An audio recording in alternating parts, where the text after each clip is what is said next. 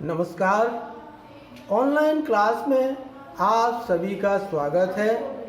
मैं हरिश्चंद्र सिंह, कक्षा 10 विज्ञान अध्याय ऊर्जा के स्रोत। इस अध्याय को अध्ययन कराने के लिए हमने आपको इससे पूर्व व्याख्यान में कुछ गृह कार्य भी दिया था और हमने स्वाध्याय करने के लिए आपसे कहा भी था कि इन बिंदुओं पर आप पढ़ के आएंगे। उसी के आधार पर हमने ये शिक्षण बिंदु लिए हैं। इन शिक्षण बिंदुओं की सहायता से हम इस अध्याय का अध्ययन कराएंगे आपको। नंबर 1, नाभिकीय ऊर्जा। नाभिकीय ऊर्जा क्या होती है, इसके बारे में हम यहाँ अध्ययन करेंगे। नंबर 2, नाभिकीय ऊर्जा का महत्व। नंबर 3, नाभिकीय विखंडन। नंबर 4, नाभिकीय संलयन। इन प्रमुख शिक्षण बिंदुओं की सहायता से हम इस अध्याय का अध्ययन करेंगे। हमने आपको गृह कार्य दिया था, उसका प्रथम प्रश्न था अम्लीय वर्षा किसे कहते हैं। सब लोगों ने नोट भी किया था। हमने कहा था याद करेंगे और लिखेंगे। अम्लीय वर्षा किसे कहते हैं, मिलाएं उत्तर को। जीवाश्म ईंधनों के जलने से, जीवाश्म ईंधनों के जलने से उनके ऑक्साइड उत्पन्न होते हैं। ये ऑक्साइड अम्लीय होते हैं। कौन कौन से ऑक्साइड होते हैं हमने आपको बताया था। कार्बन के ऑक्साइड होते हैं, सल्फर के ऑक्साइड होते हैं और नाइट्रोजन के ऑक्साइड होते हैं। इनके ऑक्साइड वायु के माध्यम में जब ऊपर जाते हैं तो वहाँ से जब वर्षा होती है तो उस वर्षा को अम्लीय वर्षा कहते हैं। ये हमारा प्रश्न था पहला। दूसरा प्रश्न था सोलर पैनल। छोटे छोटे सेल्स के माध्यम से, कल हमने आपको चर्चा में बताया था, सोलर पैनल क्या होता है। छोटे छोटे सेल्स जो होते हैं उनको कई सेल्स को इकट्ठा करके जो बनाया जाता है उनको सोलर पैनल कहते हैं। ये हमने कल आपको बताया था। और ये कृत्रिम उपकरणों को चलाने के लिए इसका उपयोग किया जाता है। ये हमने कल बताया था। सोलर पैनल होता है, बैटरी होती है, डायनमो होता है, मोटर होता है और हमने कल भूमिगत जल निकालने के लिए इसका उपयोग बताया था। सूर्य से उत्सर्जित ऊर्जा को सौर ऊर्जा कहते हैं। ये हमारा गृह कार्य कंप्लीट होता है। इसको याद भी करें और बार बार इसको लिखें। अब हम शिक्षण बिंदु प्रथम की ओर बढ़ते हैं। अध्याय की शुरुआत इस शिक्षण बिंदु से करेंगे। नाभिकीय ऊर्जा, न्यूक्लियर एनर्जी। न्यूक्लियर एनर्जी, नाभिकीय ऊर्जा क्या है। नाभिकीय क्रियाओं से जो ऊर्जा हमें प्राप्त होती है उसे हम नाभिकीय ऊर्जा कहते हैं। नाभिकीय क्रियाओं से जो ऊर्जा हमें प्राप्त होती है उसे नाभिकीय ऊर्जा कहते हैं। अब देखिए नाभिकीय क्रियाएं क्या क्या होती हैं। नाभिकीय क्रियाएं दो प्रकार की होती हैं। नंबर 1, नाभिकीय विखंडन। नंबर 2, नाभिकीय संलयन। कितने प्रकार की क्रियाएं? 2 प्रकार की, नाभिकीय विखंडन और नाभिकीय संलयन। इन दोनों क्रियाओं में बहुत अधिक ऊर्जा प्राप्त होती है, अर्थात नाभिकीय विखंडन से और नाभिकीय संलयन से, दोनों क्रियाओं से ऊर्जा बहुत अधिक प्राप्त होती है। इन दोनों क्रियाओं की ऊर्जा को हम क्या कहते हैं? नाभिकीय ऊर्जा कहते हैं। अब नाभिकीय ऊर्जा से आप समझ गए होंगे कि नाभिकीय ऊर्जा क्या होती है। नाभिकीय ऊर्जा नाभिकीय संलयन, नाभिकीय विखंडन क्रियाओं के से संपन्न होने वाली ऊर्जा को नाभिकीय ऊर्जा कहते हैं। नाभिकीय ऊर्जा अर्थात नाभिक, किसी परमाणु का द्रव्यमान उसके नाभिक में निहित रहता है। अर्थात आपने देखा होगा नाभिक में द्रव्यमान कहाँ होता है। किसी परमाणु का द्रव्यमान कहाँ होता है? नाभिक में होता है। और नाभिक में द्रव्यमान जब होगा तो ऊर्जा भी वहीं पर ज्यादा निहित होगी। अब नाभिक दो प्रकार के होते हैं। नंबर 1 भारी नाभिक, नंबर 2 हल्के नाभिक। नाभिकों का प्रकार हो गया, दो प्रकार के नाभिक हो गए, भारी नाभिक और हल्के नाभिक। भारी नाभिक क्या होते हैं? भारी नाभिक होते हैं जैसे यूरेनियम हुआ, प्लूटोनियम हुआ और थोरियम, ये क्या कहलाते हैं? भारी नाभिक कहते हैं। और हल्के नाभिक कौन से होते हैं?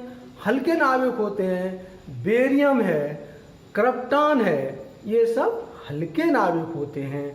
हल्के नाभिक जब यूरेनियम पर न्यूट्रॉन की बमबारी या न्यूट्रॉन की बौछार की जाती है तो यह नाभिक क्या होता है? भारी नाभिक। आपने सुना होगा कि भारी नाभिक क्या होता है? टूट जाता है। इस प्रकार से जो ऊर्जा प्राप्त होती है उसे हम नाभिकीय ऊर्जा कहते हैं। नाभिकीय ऊर्जा सतत ऊर्जा का स्रोत है। नाभिकीय ऊर्जा के माध्यम से हमें ऊर्जा प्राप्त होती है। यह ऊर्जा बहुत ही सस्ते एवं अत्यधिक ऊर्जा प्राप्त होती है। इसके द्वारा नाभिकीय ऊर्जा के हमारे देश में विभिन्न प्रदेशों में इसके संयंत्र भी लगे हैं। इनसे हमें ऊर्जा प्राप्त होती है।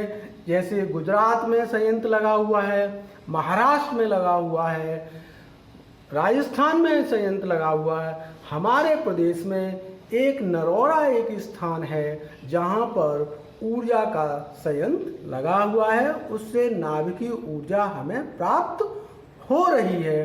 अर्थात नाभिकीय ऊर्जा का अभिप्राय हमने बताया, जो नाभिक से ऊर्जा प्राप्त होती है उसे हम नाभिकीय ऊर्जा कहते हैं। नाभिकीय ऊर्जा के सबके एक चिन्ह होते हैं, तो नाभिकीय ऊर्जा का ये सिंबल है, ये चिन्ह बना हुआ है नाभिकीय ऊर्जा का, इसे नाभिकीय पावर ऊर्जा का चिन्ह कहते हैं। चिन्हों के द्वारा हम बहुत सा ज्ञान अर्जित कर लेते हैं, तो वो उसी में से ये है कि नाभिकीय पावर का ये चिन्ह है।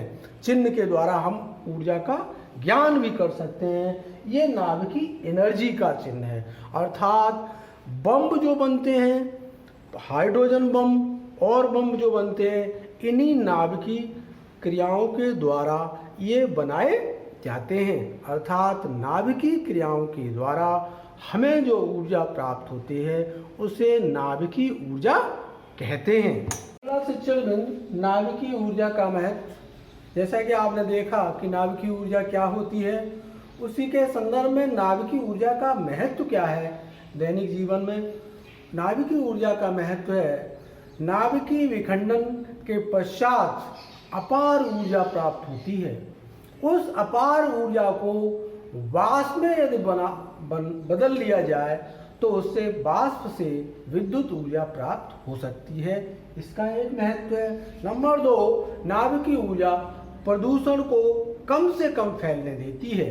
नाभिकीय ऊर्जा विशाल मात्रा में, अधिक मात्रा में प्राप्त होती है। नाभिकीय ऊर्जा कम लागत में अधिक प्राप्त होती है। नाभिकीय ऊर्जा स्थायी ऊर्जा का एक आधार है। नाभिकीय ऊर्जा स्थायी ऊर्जा का एक आधार है।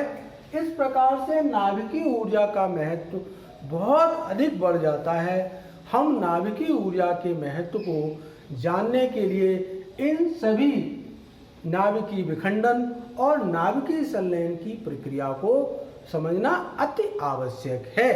अगला शिक्षण बिंदु है नाभिकीय विखंडन, न्यूक्लियर फिशन भी कहते हैं। नाभिकीय विखंडन अर्थात इसका अभिप्राय यह है कि विखंडित होना, नाभिक का विखंडित होना। अर्थात एक बड़ा नाभिक जब छोटे नाभिकों में टूटता है तो इस क्रिया को नाभिकीय विखंडन की प्रक्रिया कहते हैं। अब बड़ा नाभिक बड़े कौन कौन से होते हैं? जैसे यूरेनियम है, बड़ा नाभिक है। प्लूटोनियम है, बड़ा नाभिक है। और क्या है? थोरियम। ये नाभिक बड़े नाभिक होते हैं। जब इन पर न्यूट्रॉनों की बमबारी की जाती है, न्यूट्रॉन की बौछार की जाती है, तो यह नाभिक छोटे छोटे नाभिकों में टूट जाते हैं। छोटे छोटे नाभिक में टूटने की प्रक्रिया जो है वो भी नाभिकीय विखंडन के अंतर्गत आती है। अब छोटे नाभिक किसमें टूटेंगे? जैसे यूरेनियम पर हम मंद न्यूट्रॉन की बमबारी के बौछार करें तो यूरेनियम जो है छोटे छोटे नाभिकों जिनका नाम है बेरियम और क्रिप्टन में टूट जाता है।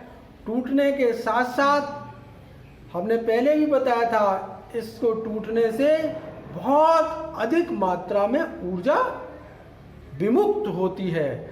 तो नाभिकीय विखंडन की परिभाषा, नाभिक एक बड़े नाभिक का छोटे नाभिकों में टूटना नाभिकीय विखंडन कहलाता है।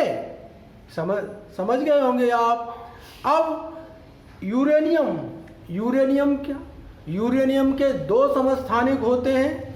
यूरेनियम के दो समस्थानिक होते हैं, U92 235 और U92 238। ये यूरेनियम के दो समस्थानिक होते हैं। समस्थानिक की परिभाषा हमने पिछले उसमें अध्याय में बताई थी, जिसके देख रहे हैं कि इसके द्रव्यमान संख्या कैसी है, भिन्न भिन्न है और क्रमांक इनका सेम है। इसलिए इनके यूरेनियम के दो समस्थानिक 92U 235, 92U 238, अर्थात यूरेनियम 92 235 पर जब मंद इलेक्ट्रॉन की बमबारी की जाती है, देखिए मैं उदाहरण के तौर पे आपको समझाऊं कि यूरेनियम 92 235 पर मंद इलेक्ट्रॉन अर्थात उसका आवेश धीमा होता है, ऐसे न्यूट्रॉन की बमबारी की जाती है तो यह U92 236 नाभिक में बदल जाता है। यहाँ आपने देखा कि यूरेनियम इस नाभिक की जो ऊर्जा होती है वो शोषित कर लेता है। इस प्रकार से ये अस्थाई नाभिक प्राप्त होता है। ये कैसा नाभिक है? अस्थाई नाभिक है। अस्थाई नाभिक होने का अभिप्राय यह है कि अस्थाई नाभिक अपने छोटे छोटे भागों में विभक्त होगा और छोटे छोटे भागों में जब विभक्त होगा तो उन छोटे भागों का नाम है बेरियम और क्रिप्टॉन। इस नाभिकीय विखंडन ऊर्जा का समीकरण हम निम्न प्रकार से लिख सकते हैं। यूरेनियम 92 235 प्लस ये आपका क्या है? न्यूट्रॉन है। ये है यूरेनियम और ये आपका न्यूट्रॉन पे जब बमबारी होती है तो क्या प्राप्त होता है? यूरेनियम 92 236। ये इलेक्ट्रॉन इस इलेक्ट्रॉन में क्या हो गया? ऐड हो गया। और ये अस्थाई हमने अभी बताया कैसा होता है? अस्थाई होता है। और अस्थाई होने के साथ साथ अस्थाई इलेक्ट्रॉन होने के साथ साथ ये विखंडित हो जाता है दो भागों में। कौन कौन से दो भाग होते हैं? बेरियम 56 139 इसका द्रव्यमान होता है, प्लस क्रिप्टॉन Kr 36 और 94 प्लस 3 न्यूट्रॉन प्लस ऊर्जा। इस प्रकार से नाभिकीय विखंडन की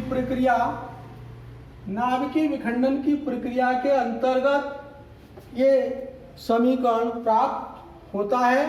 ये आता है, इसका नाम है बेरियम और इसका नाम है क्रिप्टॉन, और एक 3 न्यूट्रॉन ऊर्जा के रूप में हमें प्राप्त होते हैं।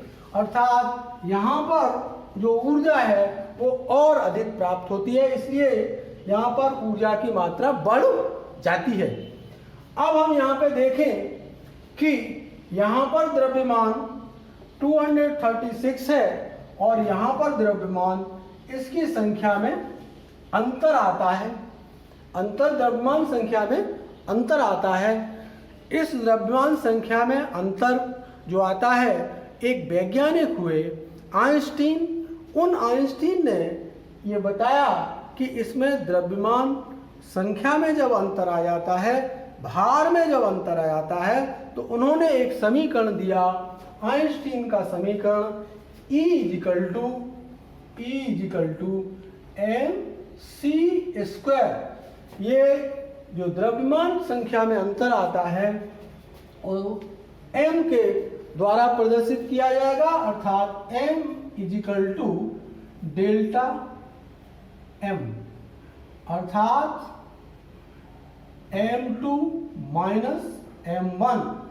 द्रव्यमान की संख्या में अंतर होता है, अर्थात ये भाग जो है, इतना भाग, इस भाग में द्रव्यमान की संख्या में अंतर प्राप्त होता है। इसलिए आइंस्टीन ने एक द्रव्यमान ऊर्जा समीकरण दिया, जिस द्रव्यमान ऊर्जा समीकरण को हम E mc² लिखते हैं। m अर्थात द्रव्यमान भार है और c प्रकाश का वेग है। इस प्रकार से हम द्रव्यमान ऊर्जा समीकरण की सहायता से नाभिकीय विखंडन की ऊर्जा को प्राप्त करते हैं।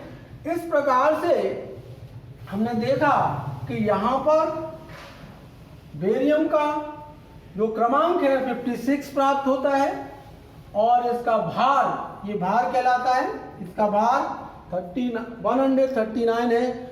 इन दोनों भारों को जब ऐड करें तो इस संख्या के भार के बराबर होना चाहिए, जो नहीं होता है। इसलिए इसके भार में जो ये भार है उसमें क्या आ जाती है, विलुप्तता आ जाती है। विलुप्तता मतलब उसमें अंतर आ जाता है। उस अंतर को दूर करने के लिए, उस अंतर को समझाने के लिए आइंस्टीन जो वैज्ञानिक थे, उन्होंने द्रव्यमान ऊर्जा समीकरण को समझाने की कोशिश की और उन्होंने E mc² एक समीकरण दिया। इसको द्रव्यमान ऊर्जा समीकरण कहते हैं। नाभिकीय विखंडन की जो प्रक्रिया है, नाभिकीय विखंडन की जो प्रक्रिया है, सन 1939 में जर्मन के वैज्ञानिक ऑटो हॉर्न ने इस समीकरण को, इस प्रक्रिया को सर्वप्रथम समझाया था। इसलिए नाभिकीय विखंडन की प्रक्रिया को ऑटो हॉर्न की प्रक्रिया भी कहते हैं, क्रिया भी कहते हैं। इस प्रकार से हमने देखा कि नाभिकीय विखंडन में एक भारी नाभिक दो छोटे छोटे नाभिकों में टूटता है। तो यहाँ पर देखें, ये भारी नाभिक है, ये अस्थायी नाभिक है। ये दो छोटे छोटे नाभिकों में, पहला नाभिक बेरियम, दूसरा नाभिक है क्रिप्टॉन, छोटे छोटे नाभिकों में टूटता है और टूटने के पश्चात यहाँ 3 न्यूट्रॉन बढ़ जाते हैं और 3 न्यूट्रॉन बढ़ने से इसमें ऊर्जा और अधिक प्राप्त होती है। इसलिए नाभिकीय विखंडन की क्रिया में सदैव ऊर्जा अधिक मात्रा में प्राप्त होती है। इस प्रकार से नाभिकीय विखंडन को हम समीकरण के माध्यम से, सूत्र के माध्यम से भी समझ सकते हैं। ये नाभिकीय विखंडन को न्यूक्लियर फिशन भी कहा जाता है। अगले शिक्षण बिंदु नाभिकीय संलयन। नाभिकीय संलयन या इंग्लिश में कहें न्यूक्लियर फ्यूजन। न्यूक्लियर फ्यूजन नाभिकीय संलयन क्या है? नाभिकीय संलयन में दो हल्के नाभिकों का संयुक्त होकर बड़े नाभिक का निर्माण करना नाभिकीय संलयन कहलाता है। अर्थात इस क्रिया में दो हल्के नाभिक संयुक्त होकर, मिलकर, जुड़कर एक बड़े नाभिक का निर्माण करते हैं। नाभिकीय संलयन की क्रिया में भी अपार ऊर्जा मुक्त होती है। अर्थात नाभिकीय संलयन ऊर्जा प्राप्त करने का बहुत अच्छा साधन भी माना गया है। नाभिकीय संलयन दो छोटे नाभिक, हम यहाँ पर दो छोटे नाभिक को लेने के लिए हम हाइड्रोजन के समस्थानिकों की चर्चा करेंगे। हाइड्रोजन के 3 समस्थानिक होते हैं। हाइड्रोजन के 3 समस्थानिक होते हैं। Number 1 protium, number 2 deuterium, number 3 tritium. इनमें से 2 समस्थानिक को लें और 2 समस्थानिक से एक हम बड़े नाभिक का निर्माण करें जिसका नाम है हीलियम। उससे बहुत अधिक मात्रा में ऊर्जा प्राप्त होती है। नाभिकीय संलयन के समीकरण को हम हाइड्रोजन के समस्थानिकों के माध्यम से समझा सकते हैं इस प्रकार से।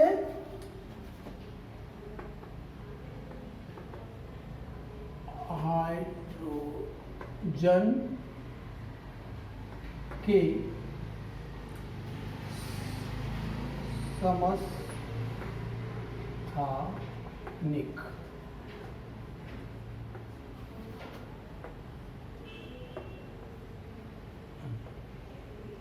इसका नाम है प्रोटियम, इसको प्रोटॉन भी कहते हैं, प्रोटियम या प्रोटॉन। दूसरा है 1s2 ड्यूटेरियम,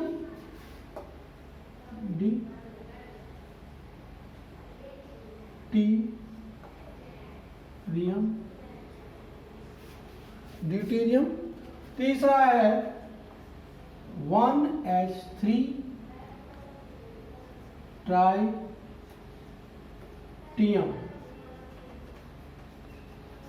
इस प्रकार से हाइड्रोजन के 3 समस्थानिक हमने लिखे 1h1, 1s2, 1s3। इसको इस प्रकार से पढ़ते हैं।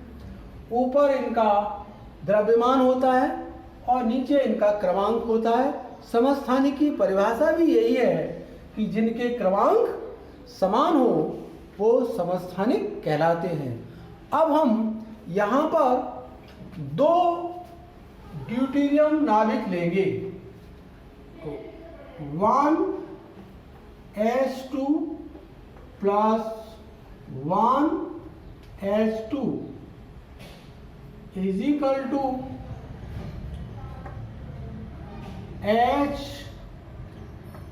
H1s3 प्लस 1h1 प्लस, यहाँ देखें ये ड्यूटेरियम हाइड्रोजन का समस्थानिक नाभिक, एक नाभिक, ये दूसरा नाभिक इस तरह से संलयित होता है, जोड़ता है, तो यहाँ पे आपको ट्राइटियम नाभिक का निर्माण होता है।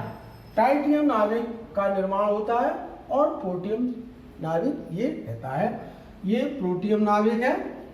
यहाँ पर 4.0 मेगा इलेक्ट्रॉन वोल्ट ऊर्जा इस प्रक्रिया में प्राप्त होती है। अर्थात नाभिकीय संलयन में ऊर्जा प्राप्त होती है। अब यहाँ पर tritium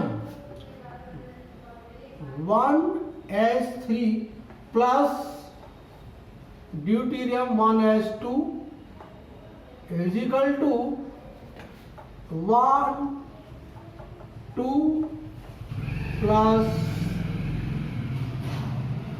neutron plus 17.6 mega electron volt ऊर्जा प्राप्त होती है। यहाँ पर देखें कि 2 ड्यूटेरियम के दो, एक ये अर्थात 3 ड्यूटेरियम के नाभिक मिलकर हीलियम नाभिक का निर्माण करते हैं। हीलियम नाभिक का निर्माण करते हैं और उससे इस ऊर्जा को प्राप्त करने के लिए यहाँ पर 4.0 17.6 कितनी ऊर्जा प्राप्त होती है? 121 मेगा इलेक्ट्रॉन वोल्ट ऊर्जा प्राप्त होती है। अर्थात नाभिकीय विखंडन, वो नाभिकीय संलयन से 2 हल्के नाभिक या 3 हल्के नाभिक को जोड़ने से हमने एक भारी नाभिक का निर्माण किया, बड़े नाभिक का निर्माण किया।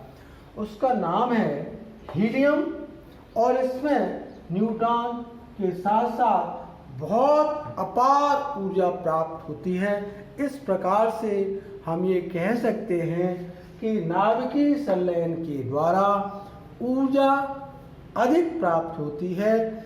इस ऊर्जा को नाभिकीय संलयन की ऊर्जा कहते हैं। फिर से दोहरा रहा हूँ, नाभिकीय संलयन में 2 या 2 से अधिक हल्के नाभिक किसी बड़े नाभिक का निर्माण करते हैं तो उससे अपार ऊर्जा प्राप्त होती है। उसे नाभिकीय संलयन की अभिक्रिया कहते हैं। नाभिकीय संलयन में ऊर्जा की मात्रा अपार। हाइड्रोजन बम का निर्माण इसी विधि से किया जाता है।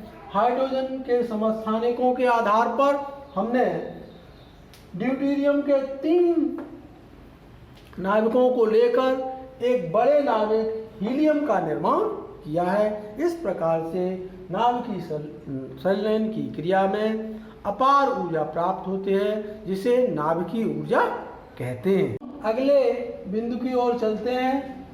जो की पॉइंट्स हैं इस अध्याय के, जो की पॉइंट हैं, मुख्य पॉइंट हैं, उनकी तरफ चलते हैं। हम पाठ को समाप्त करने के बाद की पॉइंट पे आते हैं। ऊर्जा के स्रोत आपने पढ़ा भी है, मैंने पढ़ाया। नवीकरणीय ऊर्जा स्रोत, नवीकरणीय ऊर्जा स्रोत क्या होते हैं? वो ऊर्जा स्रोत जिनको हम बार बार उपयोग करते हैं लेकिन वो खर्च नहीं होते हैं, उन्हें नवीकरणीय ऊर्जा स्रोत कहते हैं। अनवीकरणीय ऊर्जा स्रोत, अनवीकरणीय ऊर्जा स्रोत क्या होते हैं? अनवीकरणीय ऊर्जा स्रोत वे होते हैं जिनका उपयोग हम केवल एक बार ही करते हैं, उन्हें अनवीकरणीय ऊर्जा स्रोत कहते हैं। परंपरागत स्रोत क्या है? परंपरागत जिनको हम बहुत पहले से उपयोग में लाते रहे हैं उनको परंपरागत स्रोत कहते हैं। जैसे जीवाश्मी ईंधन, जीवाश्मी ईंधन देखिए परंपरागत स्रोत के अंतर्गत आता है। जीवाश्मी ईंधन क्या होता है? कोयला है, पेट्रोल है, प्राकृतिक गैसें हैं, ये सब किसके अंतर्गत? जीवाश्मी ईंधन के अंतर्गत आते हैं, परंपरागत स्रोत के अंतर्गत। तापीय विद्युत संयंत्र, तापीय विद्युत संयंत्र का अर्थ यह है ताप के द्वारा जो संयंत्र लगाते हैं, जो सिस्टम लगाते हैं, उसके द्वारा जो ऊर्जा प्राप्त होती है उसे तापीय विद्युत संयंत्र कहते हैं। हमने चित्र बना के आपको दर्शाया भी था कि प्रेशर कुकर में पानी को लेते हैं और एक निकास नली के द्वारा उसमें टेनिस की बॉल लगाते हैं और उसको डायनमो से कनेक्ट करते हैं। उसके बाद वो आपका बल्ब जलने लगता है। वो तापीय विद्युत संयंत्र के द्वारा संपन्न होता है। जल विद्युत संयंत्र, जल विद्युत संयंत्र हमने बताया था डैम बना के, बांध बना के टरबाइन के माध्यम से जो ऊर्जा प्राप्त करते हैं उसे जल विद्युत संयंत्र ऊर्जा कहते हैं। और इसके बाद है गैर परंपरागत स्रोत। गैर परंपरागत स्रोत अर्थात परंपरागत स्रोत की आवश्यकता पूर्ति न करने के बाद अब हमें वैकल्पिक स्रोतों की आवश्यकता होती है। वैकल्पिक स्रोत के माध्यम से ऊर्जा की हम जब पूर्ति करते हैं उसे कहते हैं गैर परंपरागत स्रोत या वैकल्पिक ऊर्जा स्रोत। गैर परंपरागत स्रोत क्या है? सौर ऊर्जा है। सौर से जो ऊर्जा प्राप्त होती है, सौर से जो ऊर्जा उत्सर्जित होती है, उसे हम कहते हैं सौर ऊर्जा स्रोत। इस प्रकार से सौर से सौर कुकर मैंने बताया था, सौर पैनल के माध्यम से कैसे उसका उपयोग किया जाता है, इसको शॉर्ट फॉर्म में। उसके बाद है भूतापीय ऊर्जा। भूतापीय ऊर्जा जो भूमि के ताप से उत्पन्न ऊर्जा होती है, उसे भूतापीय ऊर्जा कहते हैं। मैंने डिटेल में बताया था। समुद्रों से ऊर्जा प्राप्त होती है। समुद्रों से ऊर्जा ज्वारी ऊर्जा मैंने बताया था, एक ज्वारी ऊर्जा प्राप्त होती है, एक तरंगों के द्वारा ऊर्जा प्राप्त होती है, उसे कहते हैं समुद्रों से प्राप्त ऊर्जा। समुद्रों से प्राप्त ऊर्जा। इस प्रकार से अब आते हैं नाभिकीय ऊर्जा, जिसका आज हमने अध्ययन किया है। नाभिकीय ऊर्जा क्या है? नाभिकीय ऊर्जा जो ऊर्जा नाभिक से प्राप्त होती है, नाभिक की क्रियाओं से प्राप्त होती है, उसे नाभिकीय ऊर्जा कहते हैं। नाभिकीय ऊर्जा दो कारणों से, दो यंत्रों से प्राप्त होती है, दो संसाधनों से प्राप्त होती है। एक तो नाभिकीय विखंडन और एक नाभिकीय संलयन।